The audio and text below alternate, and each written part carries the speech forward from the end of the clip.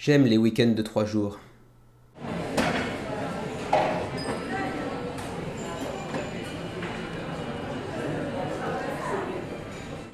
Bonjour à toutes et à tous, c'est Kevin pour les Ludovores. On se retrouve pour notre émission hebdomadaire, le menu crowdfunding, dans lequel on vous présente un petit peu tous les jeux, ou presque tous les jeux, actuellement en cours de financement participatif, que ce soit sur Kickstarter, GameFound, ou tout autre projet, enfin tout autre site du genre, comme Ulule, ou Game on Tabletop, etc., etc. Et vous le voyez encore cette semaine, et oui, je n'ai pas encore pu remplir la Kallax et puis surtout la mettre un peu plus au fond de la pièce pour que ça commence à ressembler un petit peu à quelque chose, pour la simple et bonne raison que, en fait, je me suis aperçu qu'il y avait 2 pièces manquantes, et donc pour le coup, j'ai pas encore pu véritablement m'en occuper. Il faut attendre les pièces de rechange, mais bon, ça devrait venir incessamment sous peu, j'imagine peut-être encore un menu la semaine prochaine sans véritable décor, mais ça va bientôt arriver. Quoi qu'il en soit, cette semaine encore, on s'oriente vers une semaine assez légère, voire même peut-être encore plus légère que les précédentes. Bon, il y a ceci dit un ou deux projets qui pourront peut-être tirer un petit peu leur épingle du jeu, mais sans vraiment grandes attentes. Sur ce, on est parti.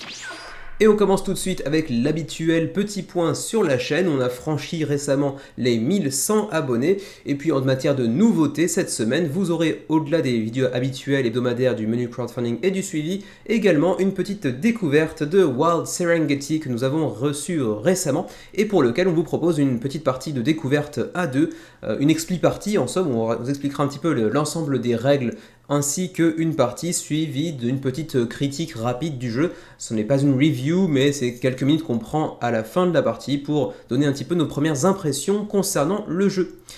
Ensuite, on va passer directement au sondage de la semaine. Comme d'habitude, vous pourrez trouver dans la description de cette vidéo le lien vers le sondage de la semaine prochaine. Donc vous pourrez un petit peu avoir un aperçu des différents projets qui se lanceront sur Kickstarter, GameFound et compagnie la semaine prochaine, bien sûr. Et puis vous pourrez voter donc pour ceux qui vous intéressent le plus. Pour la semaine du 1er juin, donc celle qui nous concerne cette semaine, eh bien on avait assez peu de projets. Alors il y en a un petit peu plus que ceux que vous voyez ici, qui n'étaient pas encore annoncés, ou alors qui étaient annoncés mais dont la date était encore inconnue à l'heure où j'avais créé le sondage. Donc il y en a un petit peu plus que ces 6 projets que vous voyez ici. Mais bon, vous pouvez déjà l'entrevoir sur cette page, il y avait assez peu de matière et pas vraiment de gros projets. Les résultats, d'ailleurs vous pouvez voir, il y a assez peu de votes, vous voyez 26 votes, généralement c'est plutôt 40-45, donc bon, c'est une semaine qui a intéressé assez peu de gens. Et pour ce qui est des résultats, les voici, donc 11 votes pour Saré, bon c'était assez couru d'avance, puisque c'est le projet français ou francophone, je ne sais plus lequel des deux, enfin francophone dans les deux cas, mais en tout cas peut-être français, donc forcément ça attire un petit peu plus les regards dans notre sphère francophone. Et puis également ensuite, ex aequo, on avait RuneScape Kingdoms et puis Amulet of Theriax, qui ont attiré respectivement 7 votes chacun. Puis ensuite les autres n'ont pas vraiment attiré grand monde, puisque notamment 2 de ces projets, à savoir Death by Coconuts et Cryptodome, ont recueilli tout simplement 0 voix. C'est pas un grand succès, mais ceci dit, vous aviez un petit peu le nez creux, puisque Cryptodome est annulé d'ores et déjà, avec 9 contributeurs en quoi je crois 1 ou 2 jours. Même plus que ça, c'est-à-dire 3 jours et demi, ils ont annulé la campagne et bon, on peut les comprendre avec seulement 9 contributeurs en 3 jours et 304 € sur 22 000 nécessaires, on était assez loin d'un début de campagne idéal. Pour les autres, on les verra brièvement, mais on a au total, si je compte rapidement, 1, 2, 3, 4, 5, 6, 7, 8, 9, 10 projets finalement, au lieu des 6 présentés ici, donc il y aura un petit peu plus de matière que ce que j'avais imaginé, mais ça restera très léger. Sur ce, on est parti pour les mentions honorables, suivies ensuite des gros projets de la semaine. Pas nombreux. Et on commence tout de suite avec Jojo, le pigeon narcoleptique, campagne actuellement sur Ulule, déjà financée avec 1415 € de financement sur 1000 € nécessaires en début de campagne, 110 contributeurs à 7 jours de la fin de la campagne. Non, je ne suis pas en retard, ça a bien été lancé cette semaine, oui c'est bien ça, bon pas de problème. Un jeu qui sera disponible en print and play ainsi qu'en édition physique selon votre bon vouloir, pour 2 à 8 joueurs, 8 ans et plus, donc relativement familial, et pour des parties d'environ 5 minutes. Donc relativement facile à sortir, relativement familial. Bon, il a théoriquement sa place dans une ludothèque très orientée famille avec des jeunes enfants par exemple. Au-delà de ça, c'est un jeu d'ambiance typiquement avec des dés, très bon matériel puisqu'on a actuellement, je ne sais pas s'il y aura plus de matériel débloqué par la suite, mais actuellement en tout cas 9 cartes avec les règles au dos, 4 dés et c'est tout. Et du coup on peut effectivement comprendre en quoi comment dirais-je, le pledge print and play, donc imprimez-le pour y jouer vous-même, est intéressant parce que bon, pour si peu de matériel, c'est vrai qu'aller chercher un format physique à 10 €, c'est quand même, enfin je sais pas, c'est quand même, ça me semble assez cher. 10 € pour si peu de cartes, quelques dés. Bon, on a tous des dés chez nous de toute façon. Ceux-ci sont pas particulièrement spéciaux, ils n'ont rien d'original pour eux. Donc c'est vrai que 10 € pour ça, ça me semble être un petit peu cher. Au-delà de ça, si vous voulez le print and play, c'est du 5 €. Bon, pourquoi pas. Ce qui me semble encore être relativement cher, parce qu'on voit de plus en plus sur Kickstarter notamment des jeux en print and play relativement riches, avec énormément de contenu, pour 3-4 €. Là, c'est 5 € pour du coup 9 cartes, et il faudra que vous fournissiez les dés par vous-même, bien évidemment. Ça me semble être un petit peu cher quand même, pour être tout à fait honnête. Ensuite, 10 € pour le pledge plaisir d'offrir, joie de recevoir, dans lequel vous trouverez le print and play ainsi qu'un exemplaire de Uh-Oh, leur jeu précédent, et puis un jeu de la Roll and Ride Collection au hasard, donc une collection de l'éditeur en question, qui est donc, comment ça s'était déjà, Phil Viscaro, sa boîte d'édition c'était Cosmodac, voilà c'est ça. Donc voilà, j'ai pas grand chose à en dire, le jeu m'attire pas du tout, je suis pas spécialement très grand fan des jeux d'ambiance, j'ai rien contre non plus, mais celui-ci pour je sais pas, sa thématique, pour les mécanismes qu'il semble mettre en avant, qui sont quand même beaucoup basés sur la chance, parce que bon, c'est exclusivement centré sur des dés, même si n'ayant pas moi-même lu les règles en profondeur, je ne sais pas s'il y a des possibilités d'aller modifier un petit peu le résultat des dés par exemple.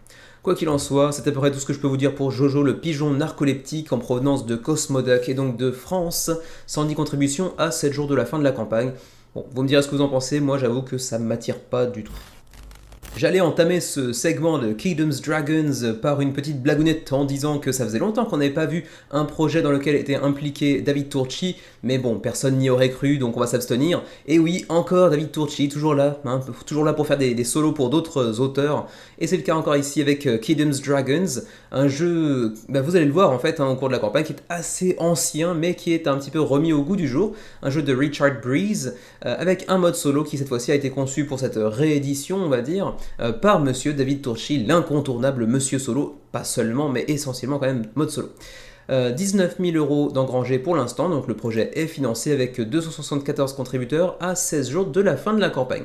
Je vous disais que le jeu est assez ancien parce qu'en fait ça nous vient de Kingdom, donc par le même auteur, qui a été publié la première fois en 1998 par R&D, donc le même éditeur que celui-ci. Et c'était apparemment reconnu comme étant le premier jeu de placement d'ouvriers de l'histoire du monde ludique. Donc bon, c'est quand même un précurseur visiblement, même si je n'ai jamais pu jouer à Kingdom. Il avait ensuite connu une déclinaison en 2000 qui s'intitulait cette fois-ci Aladdin's Dragons pour 3 à 5 joueurs, et donc maintenant ils ont mêlé Kingdom et Aladdin's Dragon pour donner Kingdom Dragon, pour remettre ça un petit peu au goût du jour, avec cette fois-ci des règles pour aller jusqu'à 6 joueurs, mais également pour pouvoir jouer en solo, toujours avec un mode de jeu développé par Monsieur David Turczi. Donc c'est une sorte de mélange des deux précédentes éditions du jeu. Bon, au-delà de ça, petit jeu de placement d'ouvriers relativement classique, il faut quand même pas oublier que le jeu a désormais 24 ans derrière lui, depuis sa date de sortie, de sa première sortie en tout cas, même s'il a été un petit peu remis au goût du jour, vous aurez un petit peu de placement d'ouvriers, un petit peu de cartes, il faudra aller chercher des artefacts pour pouvoir l'emporter sur vos différents adversaires, avec différents mécanismes qui vous permettront d'aller justement chercher certains artefacts, d'aller pouvoir potentiellement utiliser certains pouvoirs également. Vous aurez ici différentes antres de dragons parmi lesquels vous pourrez essayer de vous immiscer pour aller choper certains bonus, également différents lieux dans le château ou dans la cité féodale dans laquelle vous pourrez accomplir certaines actions pour bénéficier de certaines ressources. Et vous aurez également ce petit paravent pour toujours cacher ceux que vous avez en votre possession, ainsi que certainement, j'imagine, le placement des différents ouvriers que vous mettrez face cachée, comme vous le voyez ici, pour ne pas dévoiler leur puissance, parce que chacun de ces ouvriers aura une puissance d'action différente selon le numéro qui est affiché dessus. Voilà, c'est à peu près tout. Je vais pas passer trop de temps sur ce jeu. Certains le connaîtront d'ailleurs peut-être. Si c'est le cas, n'hésitez pas à nous laisser un petit commentaire pour nous donner un petit peu votre opinion concernant le jeu, même si il date maintenant un petit peu et qu'il sera certainement assez différent de cette nouvelle version. Mais ça resterait intéressant peut-être de voir un petit peu les retours de certaines personnes qui sont du coup dans le monde ludique depuis fort longtemps, puisque je rappelle que la première édition date de 24 ans et la seconde de 22 ans. Donc c'est tout sauf nouveau, mais cette récente réédition devrait pouvoir le remettre un petit peu au goût du jour et peut-être lui ramener un petit peu plus de sa superbe.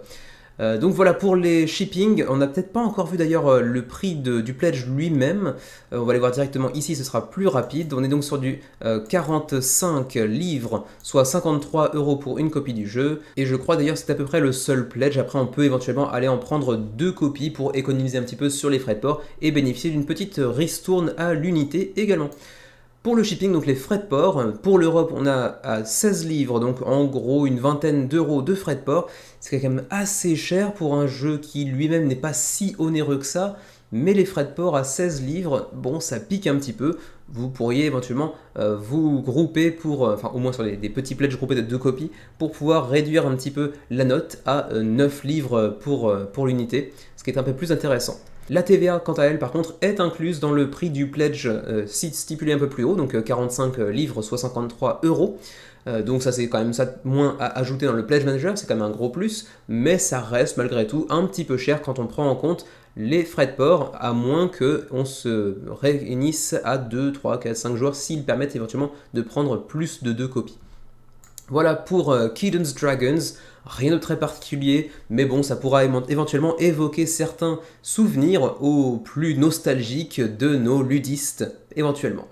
274 contributeurs à 16 jours de la fin de la campagne, le jeu est financé, ça devrait pouvoir aller jusqu'au bout sans trop de problèmes, mais pas faire un score énorme malgré tout. Petit jeu de roll and write à la thématique relativement originale, The Gig est un jeu qui vous place dans la peau de différents musiciens de jazz qui vont chercher à créer la meilleure prestation possible avec des solos dans tous les sens. Ça va être assez original de ce point de vue-là. Pour un 4 joueurs, mode solo en plus, 20 minutes la partie, et quand je dis mode solo, bah non, quand même pas, eh bien si, David Turczi, encore lui. C'est même pas qu'en fait il n'y a pas une semaine sans lui, c'est qu'il est difficile de sauter 2 projets dans le menu crowdfunding sans tomber dessus. Et voilà, encore David Turczi, donc pour The Gig, tous les amateurs de jazz, de musique jazz, pourront éventuellement se pencher sur le sujet, mais attention, c'est un roll and write, je sais que c'est pas forcément un style qui plaît à tout le monde. Donc c'est un jeu de roll and write avec également du real time, donc en temps réel, à savoir que donc, vous allez lancer chacun vos dés en même temps et qu'il faudra choisir les dés en même temps également, donc il y a une sorte de tempo à respecter, il faudra quand même réfléchir assez rapidement pour pouvoir éventuellement faire une meilleure production que vos adversaires. Vous incarnerez donc un musicien dans un groupe de jazz et vous devrez donc respecter la partition qui est la vôtre, puisqu'on aura ici un petit livret comportant différentes chansons, ici High and Fine par exemple, qui sera constellé de petites notes que vous devrez chercher à compléter via vos dés, et puis vous pourrez également avec votre musicien compléter des solos, par exemple ici un solo de batterie en complétant là encore des icônes présentes sur votre plateau individuel. Relativement intéressant de ce point de vue-là, parce qu'on aura donc une chanson qui sera propre à l'ensemble du groupe, et puis également un plateau individuel pour chacun des musiciens autour de la table qui auront chacun un solo différent à accomplir autant que possible. Donc relativement intéressant de ce point de vue-là. Ensuite, quel intérêt d'aller backer maintenant, nous dit-on? Eh bien d'abord, première raison, c'est ce petit pack exclusif Kickstarter, avec apparemment une petite extension, disons, de 12 cartes qui s'intitulera The Experimental Sessions, dans laquelle vous pourrez trouver 3 instruments qui seront soumis au vote des backers, des contributeurs, donc vous pourrez participer au choix de ces instruments en question. Ensuite, vous aurez une boîte qui sera numérotée en fonction du nombre de backers total à la fin de la campagne. Et puis c'est à peu près tout ma foi. Pour le contenu, vous pouvez le voir un petit peu ici, ils ont inclus la totalité des stretch goals qu'ils avaient imaginés avant de lancer la campagne, et puis ils ont décidé de lancer tous les stretch goals Day One est déjà débloqué. Donc en gros, vous n'aurez pas de nouveautés durant cette campagne, mais tout sera déjà inclus dans le jeu d'origine, quoi, en gros, hein. Y compris le mode solo par David Turczi, y compris 2 instruments supplémentaires, 2 nouvelles chansons, mais également 4 petites pistes de dés pour chacun des joueurs autour de la table, et puis une finition all-in sur les cartes, donc un peu plus une meilleure finition du matériel en gros. On va choisir son instrument, on va effectuer des jets de dés en temps réel pour choisir ses dés autour de la table, on va accomplir des solos absolument légendaires, et puis c'est un jeu qui est également assez rapide à apprendre, assez rapide à prendre en main pour des parties de 15-20 minutes maximum, donc c'est assez rapide, assez facile à sortir, comme souvent c'est le cas des Roll and Write. Et puis ma foi, c'est à peu près tout. On peut passer directement à la suite. Vous avez un petit aperçu quand même du matériel qui n'a pas l'air vilain, mais bon, ça reste assez sommaire, comme souvent là encore les print and play. Voilà un petit peu tout le matériel que vous pourrez y trouver. 8 instruments avec une sorte de petit plateau double face, avec pour chacun une répartition différente, bien évidemment, des notes que vous pourrez accomplir. Ensuite, un petit livret qui contiendra 16 chansons.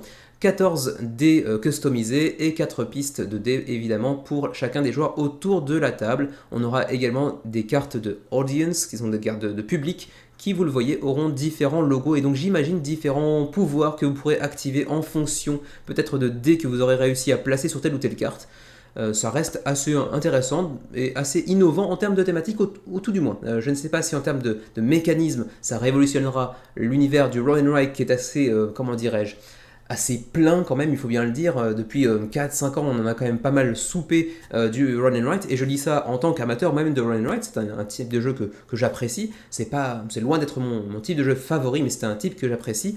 Et du coup, on peut légitimement se demander comment on arrivera à renouveler un genre aussi peuplé depuis ces quelques dernières années. Ceci dit, à chaque fois qu'on dit ça, généralement, un jeu sort et nous montre qu'il y a encore possibilité de faire des choses nouvelles pour chacun des types de jeux possibles. Bref, quoi qu'il en soit, les add-ons que vous pourrez obtenir éventuellement, les sleeves, avec peut-être des sleeves un petit peu à l'effigie du jeu, j'imagine, pour, en euros c'est 6 euros. Ensuite, des tapis de jeu un petit peu deluxifiés pour 24 euros les 4, donc 6 euros unité. Et puis 12 euros pour aller chercher un set de dés supplémentaires pour peut-être éviter d'avoir certaines manipulations un petit peu inconfortables autour de la table si on est 4 joueurs par exemple. Vous pouvez d'ores et déjà tester le jeu sur Tabletop Simulator pour vous faire à la main, pour vous faire une première impression du jeu, est-ce qu'il est susceptible de vous plaire. Et pour ce qui est du shipping, donc des frais de port, pour la zone qui nous concerne, est certainement la zone 3 j'imagine, avec oui Belgique, France, Luxembourg, etc. Puis même le Japon dans le tas également, on est sur du 16,38€ de frais de port. C'est pas outrancier, mais c'est pas spécialement très généreux de leur part non plus. Pour un si petit jeu, on pourrait espérer un petit peu moins, mais la situation du fret international est telle que c'est difficile de proposer des prix intéressants de toute façon.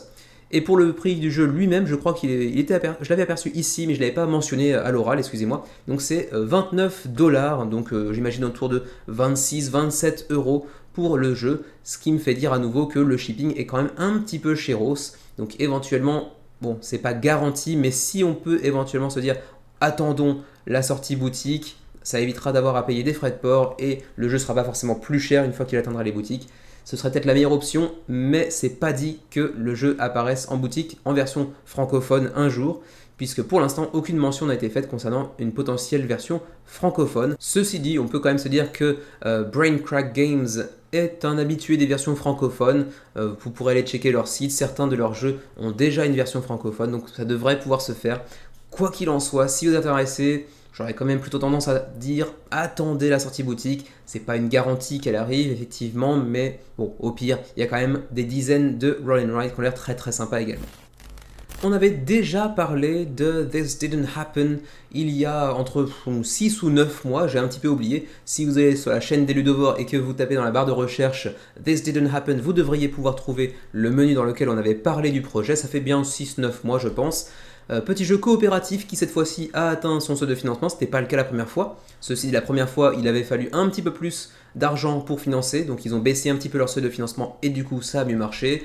200 contributeurs à 23 jours de la fin de la campagne pour un petit éditeur, Island of Beasts, dont c'est le 3e projet. Ici c'est écrit 4 parce qu'en fait, du coup, This Didn't Happen avait annulé sa campagne la première fois, donc en fait c'est leur 3e projet. Et c'est un petit jeu de puzzle coopératif pour 15 à 30 minutes, 1 à 4 joueurs et 10 ans et plus, avec différentes aires que vous pourrez imbriquer les unes avec les autres, avec également un mécanisme de retour dans le passé en fonction des différentes icônes en présence sur les tuiles que vous pourrez dévoiler au cours de la partie.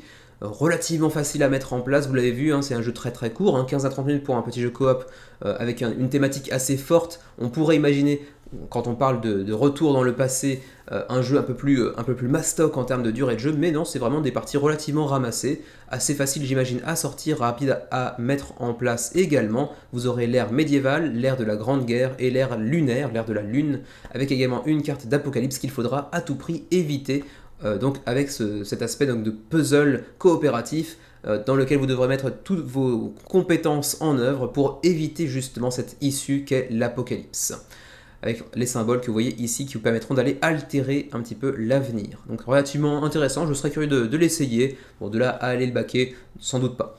On va aller rapidement descendre pour voir un petit peu quels sont les niveaux de pledge. Alors vous avez ici le niveau de pledge de base. D'ailleurs j'en profite pour le dire rapidement quand même que la campagne est bien plus clairement illustrée que lors de la première tentative. Donc c'est quand même à souligner.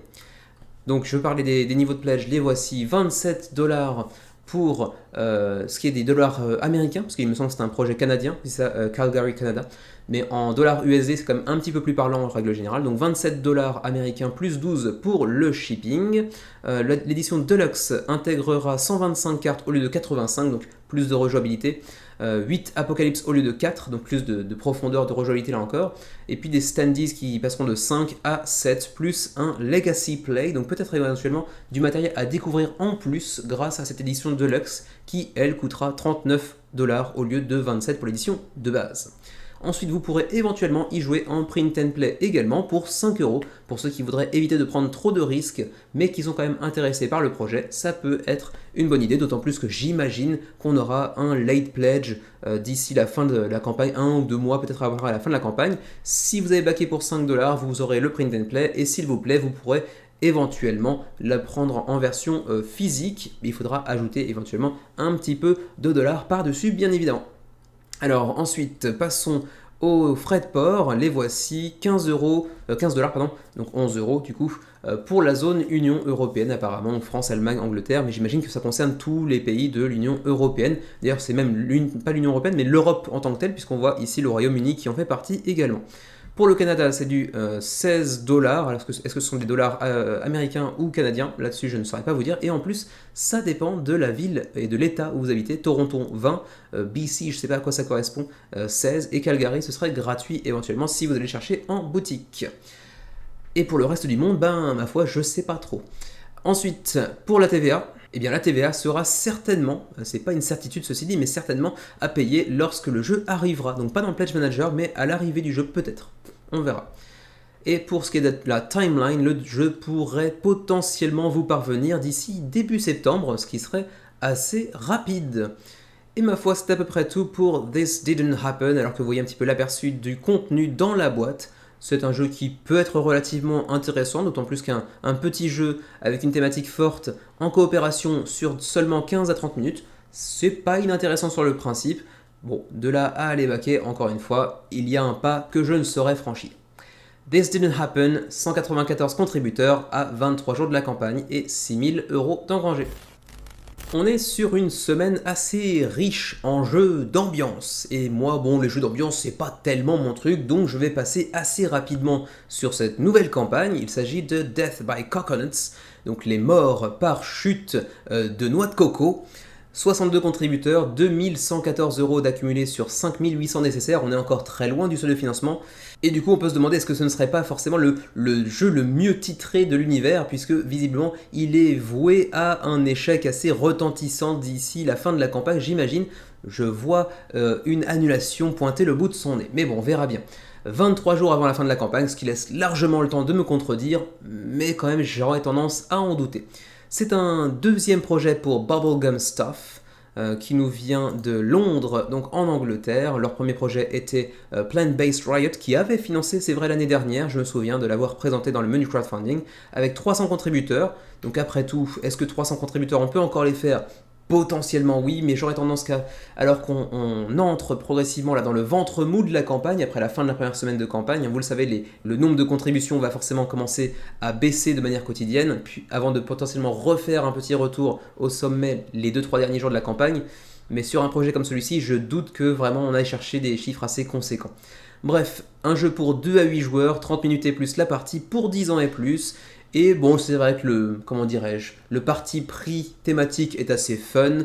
Vous aurez en fait le choix entre différentes cartes, avec par exemple ici une chute de noix de coco, des selfies dans des lieux un petit peu extrêmes, ou encore frappé par la foudre, et vous devrez deviner laquelle de ces trois morts arrive le plus fréquemment dans le monde de manière annuelle. Et si vous l'emportez, vous pourrez progresser plus rapidement, sinon vous pourrez éventuellement vous faire dépasser par vos adversaires. Il y aura aussi un petit peu de take that pour permettre d'inverser les positions entre différents joueurs par exemple. Bon, ça a l'air d'être très très très léger, ça pourra certainement plaire à pas mal de personnes, mais après le problème pour ce genre de jeu qui se base sur un set de questions limitées et donc de réponses tout autant limitées, c'est qu'au bout d'un moment on pourra potentiellement mémoriser par cœur ces informations, même si elles ne serviront pas spécialement à briller en société. Puisque bon, savoir que les noix de coco font de manière annuelle 157 morts par exemple, bon, ça n'a pas grand intérêt en soi.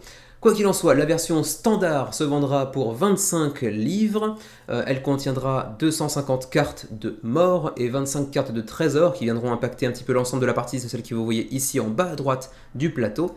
Ensuite, on a des versions supplémentaires avec le Movie Death Edition qui vous ajoutera 50 cartes supplémentaires qui sont des cartes de mort de films. Ensuite, on aura la Dark and Dirty Death Edition pour 5 livres de plus, là encore. Ensuite, pour 5 livres de plus, là encore, on aura la Dark and Dirty Death Edition qui vous ajoutera encore 50 morts supplémentaires, qui sera un petit set de morts supplémentaires plutôt limité aux personnes ayant plus de 15 ans apparemment, donc potentiellement un petit peu grivois ou un petit peu morbide à savoir. Et puis finalement l'édition Cocktail Party qui cette fois-ci pour 35 livres inclura 350 cartes. Autrement dit, l'édition de base plus les 2 extensions qu'on a vues précédemment. Le tout pour 35 livres. Ensuite, on aura un pledge pour 2 copies du jeu, et puis un dernier pour un pledge mécénat, donc qui vous permettra d'avoir un standee à votre effigie par exemple, mais qui est très limité à, je crois, à 10 personnes, voilà, 10 pledges uniquement. Mais bon, c'est vraiment un pledge mécénat plus qu'autre chose. Et c'est à peu près tout, vous avez un petit aperçu de ce qui sera inclus dans la boîte avec ces petits tokens, ces petites chips façon poker de noix de coco. Bon, c'est pas vilain, la thématique est assez marrante, mais au-delà de ça, est-ce qu'il y a un grand intérêt ludiquement parlant? Bon, je suis pas persuadé, mais c'est souvent le cas quand même des jeux d'ambiance. Allez, quelques exemples quand même. Les kangourous par exemple font 18 morts par an, le saviez-vous? Eh bien non. Les machines de vente de boissons par exemple, eh bien elles font un petit peu plus de morts que les kangourous, 37. Et finalement, les noix de coco qui tombent sur la tronche de quelqu'un, ça fait 150 morts par an. Voilà. Eh bien, on l'oubliera d'ici demain, mais c'est pas grave, c'était marrant de l'apprendre.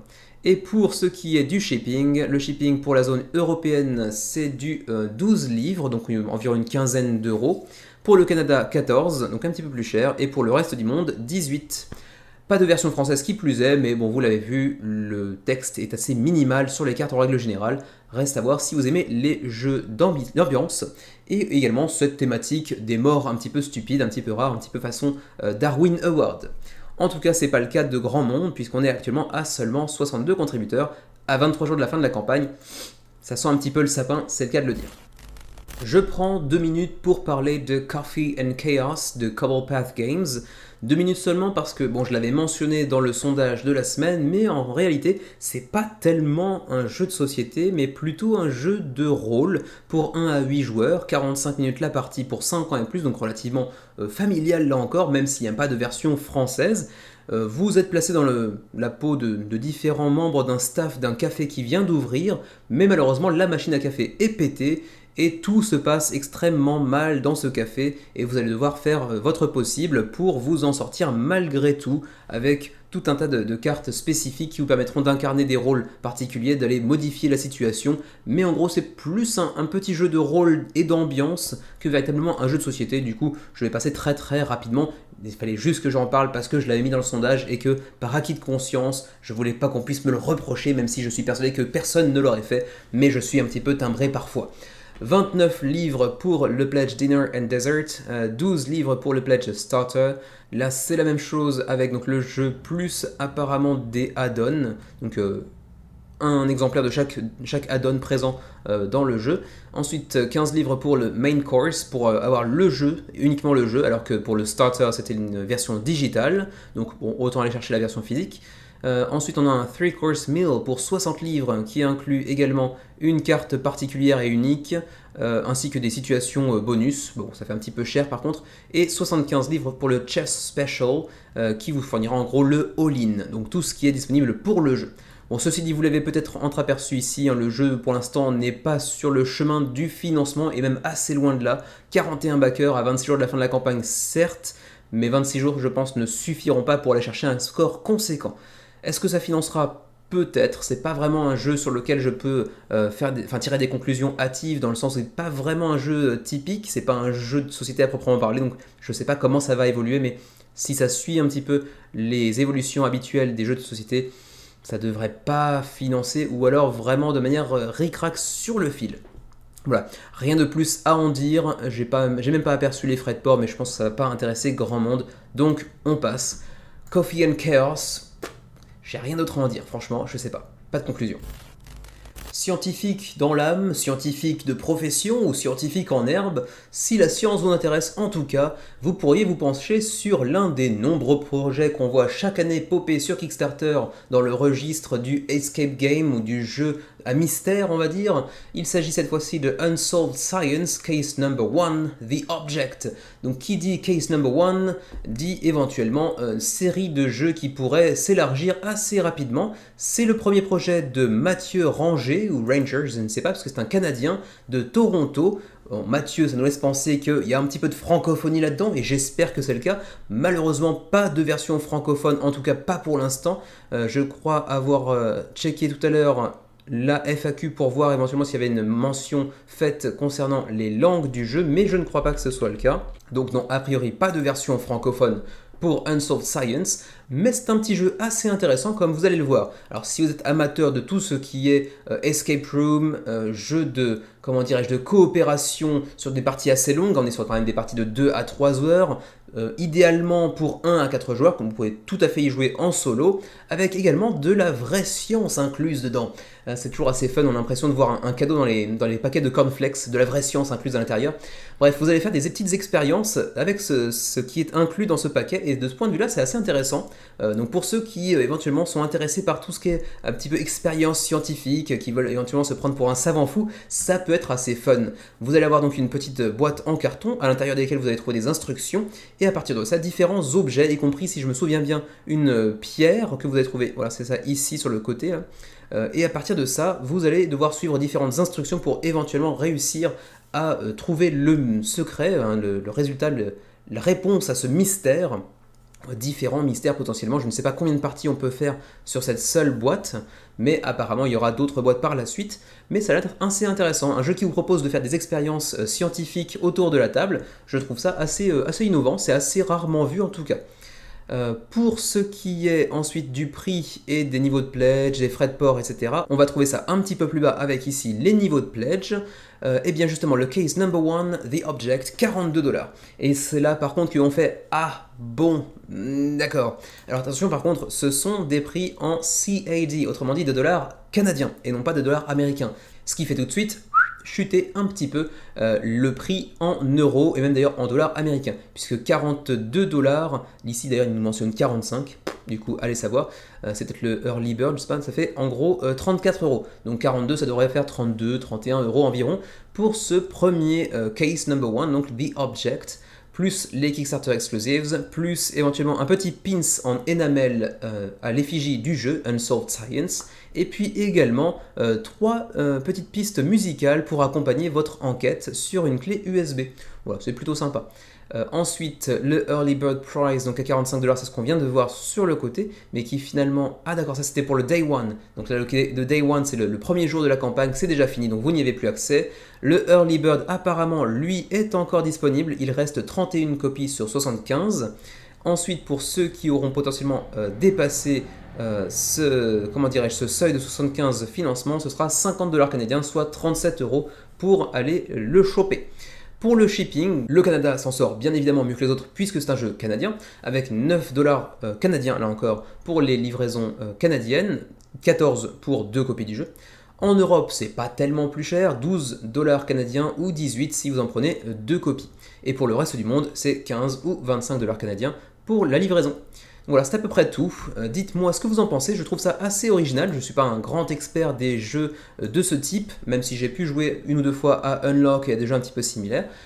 Mais j'avoue que celui-ci a l'air d'être assez innovant. Même moi qui ne suis pas spécialement un grand scientifique dans l'âme, loin de là, je trouve ça assez sympa d'aller inclure des éléments physiques, des expériences scientifiques dans le tas. C'est assez intriguant de ce point de vue-là. Je serais curieux de l'essayer. 185 contributeurs, pas de version française malheureusement, mais le jeu est déjà financé avec 8 000 € d'engrangés à 26 jours de la fin de la campagne. Et c'est à peu près tout pour les mentions honorables de cette semaine, ce qui nous laisse 3 gros projets de la semaine, bon, que pour être tout à fait honnête, j'ai choisi en fonction de votre vote. Si ça ne tenait qu'à moi, il y en aurait peut-être qu'un seul, voire peut-être même 0 cette semaine. Et on commence tout de suite les gros projets de cette semaine avec RuneScape Kingdoms Shadow of Elvarg. 3823 backers mine de rien en 3-4 jours de campagne. Et ben ma foi, ils font parler la poudre quand même. 3800 contributeurs, j'en attendais pas autant. Je savais que le jeu était relativement attendu. Par contre, j'ignorais totalement l'existence de RuneScape. Apparemment, c'était relativement connu en termes de jeux vidéo dans les années 90-2000, je ne sais pas, peut-être plus 2000 que 90 d'ailleurs. Mais je n'en connaissais pas du tout l'existence, et du coup maintenant ils reviennent avec une version jeu de plateau. Alors quand je dis ils d'ailleurs, ce n'est pas l'éditeur du jeu de vidéo d'origine, mais en tout cas les créateurs du jeu, Steamforged Games, on aurait dû s'en douter, puisque Steamforged Games est un habitué, un grand habitué des jeux de plateau inspirés ou directement tirés de l'univers des jeux vidéo, avec par exemple Resident Evil, Monster Hunter World, on avait également Devil May Cry, mais quoi d'autre aussi, Horizon Zero Dawn, c'est vrai. Et puis de temps en temps aussi, ils nous sortent un jeu qui lui n'est pas inspiré d'un jeu vidéo. Par exemple ici Bard Sang qui avait fait un très joli résultat avec 10 000 contributeurs. Je me demande d'ailleurs si c'était pas un de leurs plus gros succès. Ça avait fait plus de contributeurs que Resident Evil 3 par exemple ou Devil May Cry, mais pas autant quand même que Monster Hunter World par exemple. Quoi qu'il en soit, il revient cette fois-ci avec une nouvelle licence de jeux vidéo, RuneScape Kingdoms Shadows of Elvarg, petit jeu coopératif pour 1 à 5 joueurs avec des minis. Je n'irai pas jusqu'à dire qu'il y a du kilo plastique, mais il y en a un petit peu quand même. Alors vous avez déjà un petit aperçu de ce que ça peut présenter un petit peu sur la table. Les miniatures sont pas vilaines, elles sont pas extraordinairement détaillées, mais ça a l'air de faire le job. On a des dés également. Petit jeu pour 1 à 5 joueurs disais-je, pour 14 ans et plus, 60 à 90 minutes la partie, donc des parties relativement courtes, en tout cas dans ce format de jeu-là. C'est un jeu bien évidemment qui vous place dans un univers de fantasy. Bon là je vous apprends rien quand vous avez regardé un petit peu la présence sur la table, vous vous doutiez un petit peu de l'univers que ça allait développer. Dans lequel vous aurez bien évidemment des quêtes, des compétences un petit peu asymétriques d'un joueur à un autre, des NPC également, donc des personnages non joueurs que vous pourrez rencontrer, qui vous permettront peut-être d'accomplir des quêtes un petit peu différentes, d'obtenir des objets qui vous permettront de progresser plus facilement dans le monde de Gielinor, le monde de Gielinor qui est celui donc de RuneScape. On descend un petit peu pour en apprendre plus sur le jeu avec Elvarg, donc l'univers de Elvarg, avec ici cette jolie map très fantasy qui fait penser un petit peu lui aussi d'ailleurs à un jeu vidéo avec des déplacements rapides d'une ville ou d'une région à une autre. C'est assez joliment présenté. On a également des petits plateaux de, j'imagine, 9 cases, 3 par 3, je crois que c'est le cas à chaque fois, sur lequel on pourra mener des batailles face à nos adversaires. Ici, vous avez un petit peu d'ailleurs l'ensemble des héros que vous pourrez manipuler avec chacun, vous l'imaginez, des compétences asymétriques que vous pourrez aussi faire évoluer au cours de la partie en obtenant de nouveaux matériels par exemple.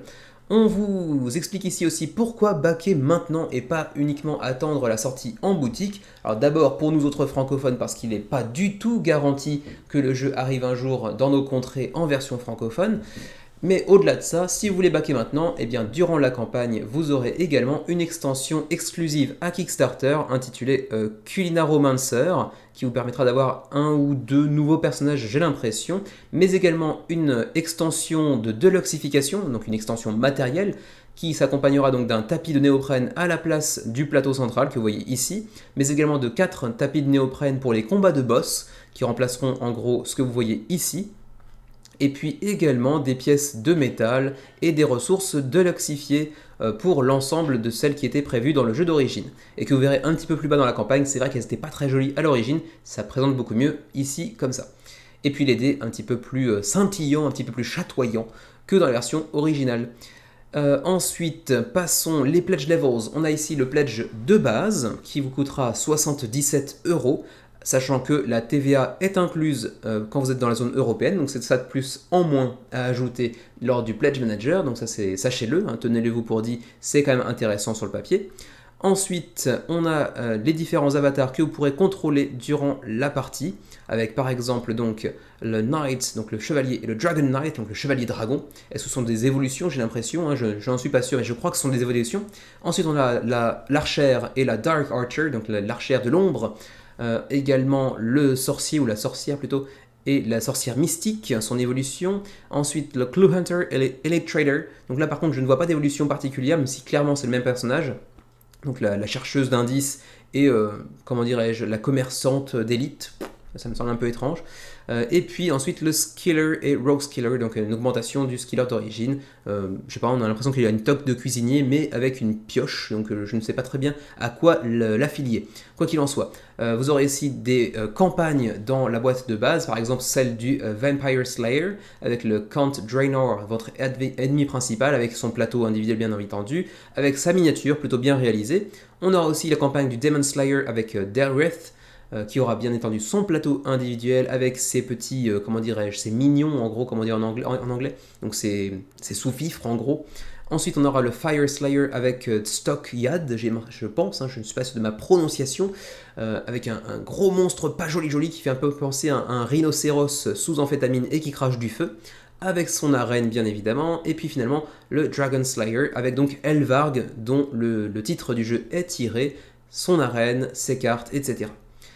Ensuite, les composants d'origine pour le jeu de base, avec donc les fiches de personnages, plus de 200 cartes de coffre, 30 cartes d'événements, 40 cartes d'items, 20 cartes de side quest, donc de quêtes alternatives, pour aller vous enrichir, trouver des items particuliers vous permettront d'aller ensuite faciliter l'accès à certaines missions, ou comment dirais-je, faciliter les combats face à certains boss par exemple. Ensuite, plus de 50 cartes d'exploration, et puis finalement les ressources, j'en parlais tout à l'heure, les ressources de base sont franchement vilaines.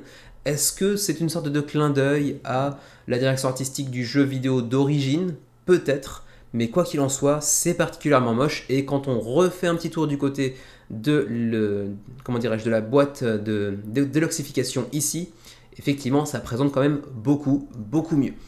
Bref, c'est pas une nécessité, mais c'est vrai que c'est quand même bien plus joli sur la table à mon avis.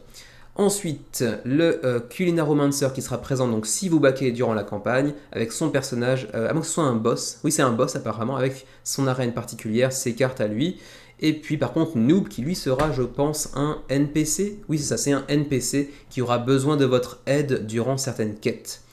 Ok. Ensuite, le gameplay all-in, 144 € pour avoir donc le jeu de base et ce qu'on a vu précédemment, plus les 3 nouvelles extensions, à savoir le Black Dragon Expansion, donc avec la campagne du King Black Dragon, mais également Bob the Cat, le gameplay avec Calfite, ou Calfite, je sais pas, Queen, donc la reine Calfite, une sorte de gros insecte bien dégueulasse. Ensuite, Osman the Spy Master, donc j'imagine que c'est un nouveau NPC également. On aura aussi la Skaldsuk Expansion, donc une autre extension avec un nouveau méchant avec son arène, mais également le Wise Old Man, encore un NPC que vous pourrez rencontrer durant la partie. Apparemment le plus célèbre NPC de l'univers de RuneScape. Et puis finalement, le Deluxe All-In Pledge, 188 €. Je rappelle toutefois que la TVA est incluse. Et donc c'est la même chose que le pledge précédent, mais avec cette fameuse extension Deluxe qui vient vous apporter l'ensemble des upgrades matériels, donc les néoprènes pour le tapis central, pour les tapis de boss également, les dés un petit peu scintillants, les pièces en métal, et puis les ressources deluxifiées également. Ça fait quand même un jeu un petit peu cher au final, mais bon, si on est fan de la licence, que la promesse en termes de gameplay vous semble convaincante, ça peut être un investissement. Ensuite, passons maintenant aux frais de port, sans parler trop du contenu supplémentaire, puisqu'on a déjà abordé l'essentiel, je pense. La TVA, comme je le disais, est déjà incluse pour les pays des zones concernées par les drapeaux que vous voyez ici. Donc par exemple, pour l'Union Européenne, vous êtes bon en termes de TVA, et il n'y aura pas à en ajouter par-dessus. Je parlais de l'Europe justement, Belgique 24, 27, 30 en fonction du pledge que vous choisirez. Attention, les prix des frais de port sont indiqués en livres, il faudra donc faire la conversion en euros. Pour l'Europe numéro 2, avec la France par exemple, c'est du 28, 30, 33. Ensuite, pour d'autres francophones de la zone, potentiellement par exemple le Liechtenstein, Monaco, la Suisse, etc., ça peut aller de 35 à 70 livres de frais de port, c'est quand même assez onéreux. Ensuite, les Canadiens, 28, 34, 41. Et pour nous qui sommes au Japon, 35, 43, 52 livres de frais de port. Ça pique aussi méchamment. Donc a priori plutôt un jeu qui s'oriente vers un public de niche, à savoir les amateurs de la licence d'origine. J'avoue que même moi, ayant été un gros joueur de jeux vidéo, mais c'est vrai, pas de MMORPG par exemple, je ne connaissais pas du tout la licence. Donc peut-être que je suis un tout petit peu trop jeune. Qui est un sentiment que je n'expérimente plus très souvent ces derniers temps.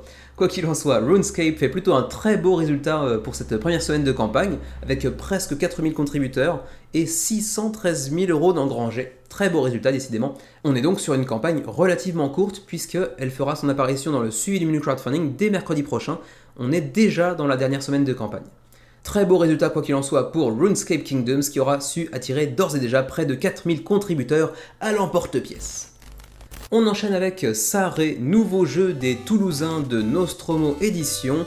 Et malheureusement, c'est un petit peu triste, mais ils sont en train de se prendre une tarte, soyons honnêtes. Je pense que pas mal de gens attendaient le jeu, et pourtant, le résultat n'est pas au rendez-vous. On est actuellement à peu près 250 backers sur GameFound, 16 853 euros d'accumulés sur 40 000 nécessaires. Il reste 2 semaines et demie avant de voir la fin de la campagne arriver, la campagne se clore, mais pour l'instant on est bien loin des résultats escomptés, et donc ça va être une assez grosse déception pour Nostromo, j'imagine, pour ce jeu qui pourtant semble relativement prometteur, mais on va voir qu'il y a peut-être certains soucis qui empêchent pas mal de gens d'aller backer. 2 à 4 joueurs autour de la table pour des parties d'environ 80 minutes. On va voir que la fourchette est un petit peu plus large qu'en présenté ici. 45 à 80 minutes, ça dépend du nombre de joueurs autour de la table, j'imagine. Pour 14 ans et plus, donc un jeu un petit peu expert apparemment, qui mêle différents mécanismes, et en cela c'est plutôt intéressant, puisqu'on aura du turn building, donc de la construction de cités, mais également du racing, donc un aspect course, puisqu'il y aura un aspect où on va jouer tous ensemble en temps réel, et il faudra prendre des choix rapides, sous réserve de quoi les autres joueurs pourront accomplir certaines actions plus rapidement que nous, mais également un petit aspect de civilisation, puisqu'on va se développer au fur et à mesure via la construction de terrain, la construction d'édifices qui nous permettront d'aller obtenir des bonus pour la suite de la partie, et puis également un vrai aspect de gestion de ressources également. Notez également, mais c'est assez évident, comme ça nous provient de Nostromo Édition, que le jeu est disponible en français et que la page elle-même est disponible en français également. Donc vous pouvez retrouver l'ensemble de la présentation de la page GameFound sur le site de Nostromo en français pour découvrir le jeu par vous-même plus en détail. Alors donc, c'est un jeu qui vous place dans la peau des enfants du pharaon qui s'apprête à abdiquer à cause de son âge avancé, disons, et il doit choisir son successeur en fixant un défi à ses différents enfants, à savoir la construction d'une ville mirifique et absolument extraordinaire pour le plus grand plaisir de leur paternel, qui s'apprête pourtant à partir pour un monde meilleur. Et celui qui aura construit la plus belle cité pourra succéder au pharaon et devenir pharaon à la place du pharaon. Ce n'est pas Is No Good, mais on s'en rapproche, quoi qu'il en soit. Bref, je disais... le how to play rapidement, petit aperçu de la façon dont on joue au jeu. On aura un jeu qui sera décomposé en 3 phases, c'est bien ça. La première qui sera donc la planification de construction. On va chacun aller choisir un emplacement et un bâtiment que l'on souhaiterait construire dans notre cité.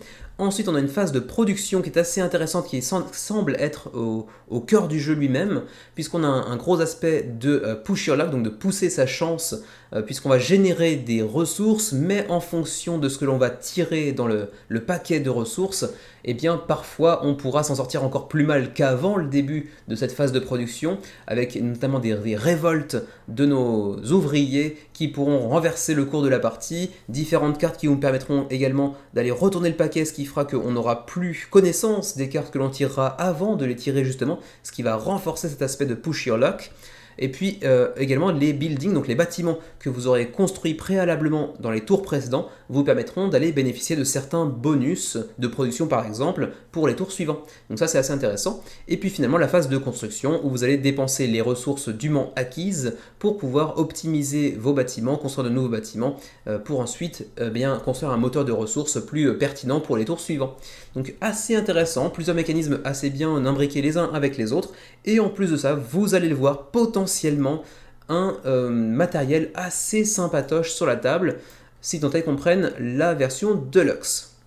Alors, on va passer un petit peu rapidement sur les autres mécanismes, comme j'en parlais tout à l'heure avec les révoltes, il faudra bien traiter vos ouvriers, sinon ils vont commencer à faire la gueule, un petit peu mode pas content, hein, ça vous rappellera peut-être une référence à une comédie française des années 2000, et donc s'ils rentrent en révolte, eh bien vous perdrez pas mal de choses en votre possession, donc cet aspect pusher lock, il faudra vraiment bien le prendre en compte. Les cartes de ressources qui ressembleront un petit peu à ça, on pourrait choper une ou deux ressources potentiellement, mais également des cartes comment dirais-je, de mécontentement de vos ouvriers en gros, qui vont potentiellement mener au fur et à mesure qu'elles se dévoilent à des révoltes. Ensuite, on aura des cartes qui viendront un petit peu changer un petit peu le cours du jeu ou de la phase de production tout du moins, mais je ne vais pas rentrer dans les détails. Vous pouvez tester le jeu sur Tabletopia pour 2, 3 et 4 joueurs, pas encore en mode solo apparemment. Donc une première idée éventuellement à se faire la main un petit peu sur Tabletopia avant de faire un choix pour un jeu qui est, ceci dit, pas très cher en soi, mais malgré tout qui n'est pas donné si on prend la version Deluxe.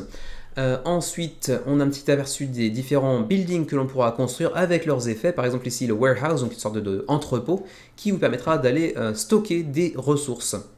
Ou encore ici le Master Builder, je ne sais pas comment on traduirait ça en français pour le coup, qui vous permettra de déclencher différents projets en même temps.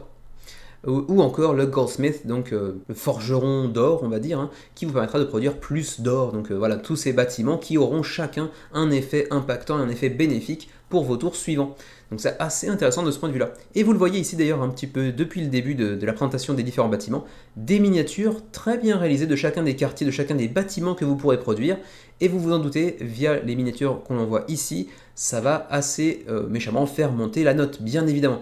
Ceci étant dit, c'est pas outrageux non plus. On va aller voir un petit peu les différents niveaux de pledge pour en avoir le cœur net, parce qu'ici on voit toutes les miniatures qui sont présentes, mais finalement elles sont pas en si grand nombre et finalement ça fait pas monter tant que ça la note, si on est tout à fait honnête. Alors les niveaux de pledge sont ici, le pledge qui est mis en avant c'est bien évidemment l'édition Deluxe, qui s'accompagnera donc de toutes ces miniatures de bâtiments, et vous le voyez, on reste sur un pledge à 71 €. C'est pas si pété que ça pour être honnête, pour 60 tuiles, enfin pour 60 bâtiments imprimés en 3D comme vous les voyez ici. Ça reste relativement abordable, j'ai l'impression. Ensuite, on a l'édition de base, de l'édition standard, à 45 €, mais qui cette fois-ci ne s'accompagnera pas des miniatures que l'on a vues précédemment. Ce sera uniquement des tuiles de bâtiments avec des illustrations dessus. Mais bon, ça peut suffire, pour être honnête. Et puis ensuite, le retail, c'est pour les gérants de magasins. Ensuite, pour les stretch goals, eh bien, malheureusement, aucun n'a été débloqué pour l'instant, et c'est bien logique, puisque le projet n'est pas encore financé. On aura potentiellement des cartes de pyramide qui viendront ajouter peut-être un mécanisme supplémentaire, mais au-delà de ça, le reste, eh bien, c'est un petit peu difficile d'avoir un véritable aperçu. On aura potentiellement un sphinx, par exemple, on aura potentiellement des figurines avec des chameaux et des ouvriers, peut-être également une solution de rangement pour vos ressources. Mais tout ça, c'est très loin parce que le jeu ne se porte pas très bien pour l'instant. Je le répète, on l'avait dit tout à l'heure, mais 16 850 €, bon, c'est pas ridicule pour être honnête en 3-4 jours, mais c'est loin d'être suffisant. On est 250 backers, et quand je dis on, je ne m'inclus pas dedans, c'est un on général. À 10 jours de la fin de la campagne, c'est pas de très bon augure tout ça, hein, pour être tout à fait honnête.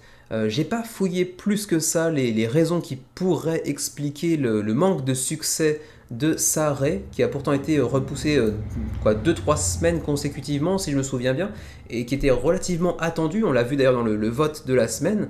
Vous étiez nombreux à l'attendre, et pourtant, soit vous n'êtes pas très nombreux à avoir fait le pas supplémentaire pour aller le backer, pour des raisons que vous m'expliquerez peut-être en commentaire, enfin j'espère en tout cas, soit vous étiez 11 à voter pour ce jeu et à l'avoir backé, mais les autres derrière n'ont pas tellement suivi. Quoi qu'il en soit, pour le shipping, pour les frais de port, le Canada c'est donc 26,58€ pour la version standard, 30,37€ pour la version Deluxe. Pour les Européens, c'est du 18,98, donc arrondissons à 19, et 22 pour la version Deluxe. Bon, c'est pas non plus complètement pété pour les Européens. Pour le Canada, c'est un petit peu cher quand même, malgré tout. Et pour nous qui sommes dans les autres pays de l'Asie, 37, enfin 38 même, et 41 environ, ça fait assez cher, c'est vrai. Mais bon, au-delà de ça, on n'est pas dans des choses qui vont dépasser les normes habituelles des frais de port des derniers mois, donc bon, c'est un peu étrange.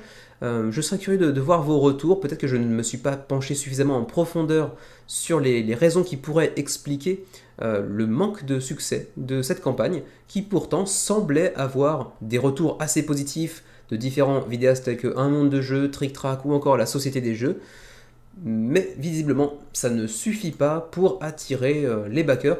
Malheureusement, sur GameFound, on n'a toujours pas accès aux informations concernant l'origine des différents backers, parce que je serais curieux de voir d'où viennent les 250 backers. Est-ce qu'on ne serait pas éventuellement beaucoup de backers en France, en Belgique, éventuellement au Canada, et très peu dans le reste du monde? Est-ce qu'il n'y a pas un manque de communication sur les plateformes américaines? Je ne sais pas.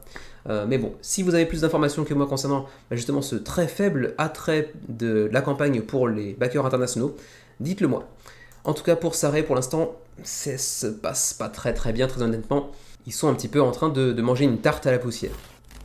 On continue et on termine avec Amulet of Thriax, un petit jeu pour 2 à 6 joueurs de contrôle de territoire essentiellement, même s'il n'y a pas que ça, dans une ville médiévale un petit peu, comment dirais-je, dystopique. On est actuellement sur une campagne qui fonctionne pas si bien que ça, alors que pourtant c'est un jeu qui me semble être relativement intéressant, en plus d'être un bon jeu, comment dirait-on déjà, gateway, donc un jeu d'entrée de gamme qui peut permettre à des joueurs expérimentés de prendre autant de plaisir que éventuellement des non-initiés, on va dire, hein, si on est un petit peu en format secte. Nous les ludistes, on est un peu une secte, c'est vrai. 275 contributeurs pour l'instant avec 14 000 € d'engrangés. Il en faudra encore 3 500 pour espérer financer. À 26 jours de la fin de la campagne, ça devrait pouvoir se faire, mais c'est vrai que je pensais que le jeu financerait un petit peu plus rapidement, d'autant que le seuil de financement n'est pas particulièrement élevé, soyons honnêtes. Mais bon, 26 jours, ça devrait financer malgré tout. C'est un premier projet pour Trolls and Rerolls, qui est une petite boîte d'édition nouvellement fondée en Angleterre, à Londres plus précisément, et qui nous propose une expérience pour 2 à 6 joueurs, pour des parties de 30 à 90 minutes, ce qui est une fourchette assez large en termes de durée de partie, mais j'imagine que ça dépend en partie de nombre de joueurs autour de la table. Justement, si vous êtes à 2 joueurs ou à 6 joueurs, ça peut potentiellement beaucoup changer la durée de la partie, d'autant plus que j'ai pas l'impression que ce soit du jeu en temps réel, c'est vraiment du tour par tour, donc effectivement je pense qu'à 6 joueurs vous prendrez peut-être un peu plus de temps. Quoi qu'il en soit, un joli jeu avec un plateau circulaire un petit peu à la Veiled Fate, justement, qu'on a reçu récemment et dont on parlera très prochainement sur la chaîne. Un peu à la Veiled Fate dans le sens où vous avez un cercle au centre du plateau et sur lequel viendront s'intégrer les différentes parties du plateau et de la ville de Thriax autour, en fait, un petit peu comme le plateau, façon puzzle de Veiled Fate. C'est un jeu de contrôle du territoire, donc vous avez ici 1, 2, 3, 4, 5, 6 zones, plus peut-être d'ailleurs la zone centrale, je ne sais pas si elle est vraiment accessible ou pas, et vous aurez à bien d'aller chercher justement le contrôle de chacun de ces territoires ici, via différentes stratégies, le tout en allant sacrifier des innocents parce que vous faites tous partie d'un culte différent. Donc voilà, c'est assez crados en termes de thématique, mais ça a quand même une allure un petit peu cartoonesque qui rend le jeu relativement abordable. Ça reste entre guillemets bon enfant, même si le thème finalement est assez sombre quand on se penche un peu plus sur son sujet. Donc vous allez chacun mener une secte et vous allez chercher à recueillir des âmes innocentes pour aller les sacrifier sur l'autel de votre religion. dans la cité dystopique de Bleakpire. Et vous allez donc utiliser un mélange de, comment dirais-je, de gestion de main avec des cartes de meurtre et des cartes de contre-attaque, mais également des cartes d'inconvénience et des cartes de follower, donc de suiveurs, on va dire, de croyants, pour espérer l'emporter et donc conquérir l'amulette de Thryax. Alors voilà un petit peu ce que ça peut avoir comme tronche une fois sur la table, et c'est vrai que c'est plutôt joli. La direction artistique est plutôt soignée, je trouve ça assez sympa, et puis j'aime bien, c'est vrai, les plateaux circulaires, comme ça je trouve que ça présente bien sur une table. Ensuite, les stretch goals, on passe très rapidement, parce que de toute façon ils ne sont pas encore débloqués, puisque le jeu lui-même n'est pas encore financé. Vous aurez chacun votre plateau individuel, qu'on a entreaperçu un petit peu ici également. Chacun des joueurs aura son plateau individuel, avec son set de cartes également, associé à sa couleur, à la couleur de son culte. Ensuite, vous aurez différentes tuiles que vous pourrez aller incorporer à votre plateau, qui seront autant d'amélioration de votre culte, donc qui va développer au fur et à mesure une asymétrie progressive autour de la table entre les différents joueurs. Dans la boîte de base, vous aurez donc 12 marqueurs de culte, justement de secte, avec ensuite les districts façon puzzle qu'on va aller imbriquer sur le plateau central autour de ce Dead Center, avec également 240 cartes qui sont assez intéressantes dans le sens où ça fait partie de ces jeux qui proposent des cartes à effets multiples. Vous voyez que certaines cartes auront des spécificités en termes de lieux dans lequel vous pourrez utiliser la carte en question, mais également différents bandeaux qui vous permettra d'accomplir différentes actions en fonction de votre choix. Donc une certaine profondeur stratégique dans le jeu via l'utilisation de ces cartes potentiellement multi-effets potentiels. Ensuite, plus de 200 tokens, avec toujours cette direction artistique un petit peu cartoonesque, un petit peu sombre malgré tout. Ensuite, vous avez des workers, donc des ouvriers que vous pourrez déplacer, enfin pas déplacer, mais comment dirais-je, flipper, retourner pour aller bénéficier d'un effet plus fort lorsque l'amulette de Thryax sera alignée sur vous, puisque vous l'avez peut-être déjà aperçu, l'amulette de Thryax sera disposée ici au centre de la table et elle sera toujours orientée dans la direction d'un des 6 quartiers et donc potentiellement également vers l'un des joueurs autour de la table. Vous le voyez ici par exemple.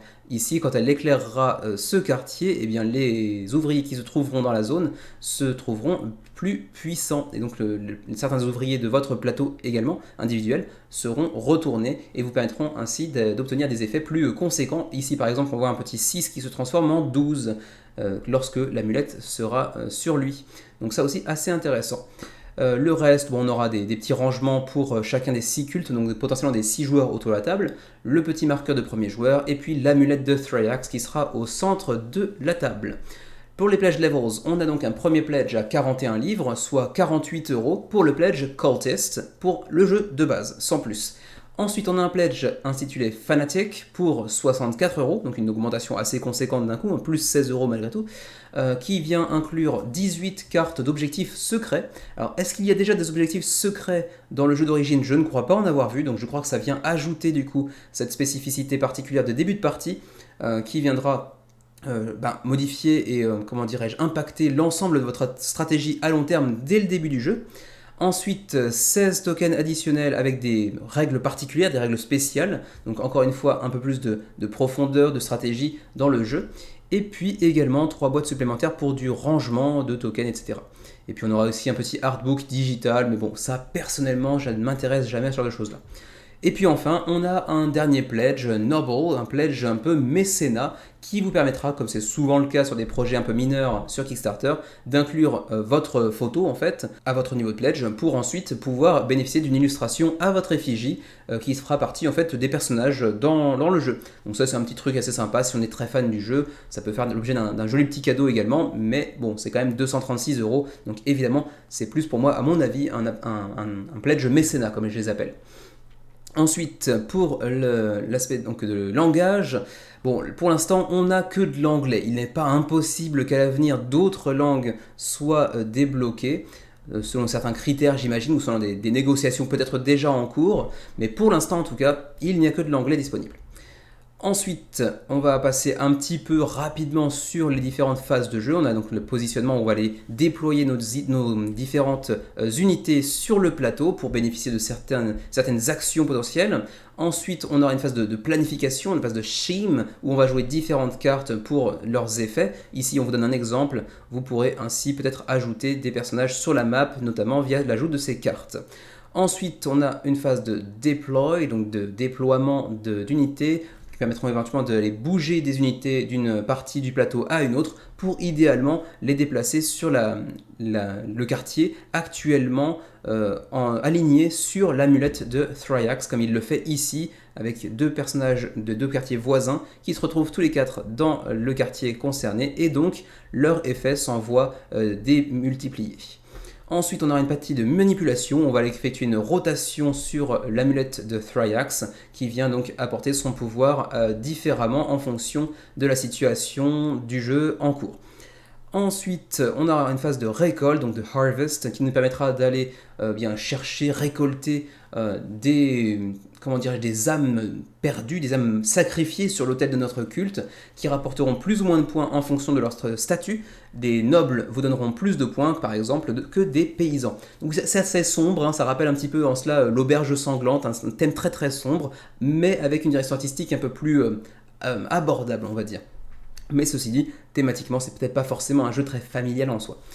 Ensuite, on peut tester le jeu online, d'ores et déjà sur Tabletop Simulator, pour se faire la main, pour se faire une première impression sur le jeu, qui a l'air d'être relativement sympa au demeurant. Et puis sans plus trop tarder, on va quand même aller voir directement aussi les frais de port, parce que ça reste l'une des informations primordiales ces derniers mois sur Kickstarter. Alors justement, le shipping, alors pour la TVA, attention, le prix n'inclut pas la TVA pour l'instant, la TVA sera ajoutée dans le Pledge Manager après la fin de la campagne. Par contre, bonne nouvelle, si tant est que ce soit véritablement un geste de leur part, ou que ça a été impacté sur le prix, ils ont augmenté le prix pour diminuer les frais de port, bref, je ne sais pas, mais ils nous déclarent ici qu'ils ont pris sur leur compte, en fait, 10 livres sur les shipping d'absolument tous les backers. Donc c'est plutôt sympa de leur part, mais est-ce qu'ils n'ont pas monté un petit peu le prix du pledge de base pour ce faire? Je ne sais pas. Quoi qu'il en soit, 11 livres de frais de shipping, de frais de port pour le Canada. Ensuite, pour la zone européenne avec la Belgique, la France, mais également... Ah non, le Luxembourg est dans une zone différente, pardon. Donc la Belgique et la France, 11 livres, donc c'est relativement abordable également. Et ensuite, pour le Luxembourg, 15 livres. Pour les autres pays francophones, la Suisse est à 30 livres, par contre ça fait très très mal. Et puis nous ensuite au Japon, 15 livres, étonnamment pas très cher les frais de port de notre côté. Et puis ma foi, c'est à peu près tout. Pas grand chose à ajouter concernant Amulet of Thryax, projet relativement intéressant. Pour un primo-éditeur, près de 300 contributeurs, c'est loin d'être ridicule. Il reste 26 jours avant la fin de la campagne. Pour autant, je pensais honnêtement que le jeu ferait un petit peu mieux que ce qu'il fait pour l'instant, même si on n'est pas non plus sur une déception énorme. Primo-éditeur avec un jeu assez particulier, on pouvait pas non plus aller directement taper les 3000 contributeurs non plus. Quoi qu'il en soit, c'était donc le dernier projet de la semaine qui n'en comptait finalement pas tant que ça, soyons honnêtes, c'était une semaine assez légère encore une fois, et c'est vrai que depuis la reprise du menu crowdfunding après un mois de vacances, on enchaîne quand même les semaines assez calmos, si ce n'est celle de la semaine dernière, où on avait eu quand même 2-3 projets assez conséquents, mais cette semaine en tout cas, c'était pas le cas. Et du coup, c'est l'heure de se quitter. Merci de m'avoir suivi cette semaine encore, malgré un menu très très léger, soyons honnêtes. On vous retrouve très prochainement pour d'autres vidéos sur la chaîne des Ludovores. N'hésitez pas à nous laisser un petit j'aime si vous avez apprécié le contenu, à vous abonner si ce n'est pas encore déjà fait. On se retrouve très prochainement. Jouez bien, portez-vous bien, et à la prochaine!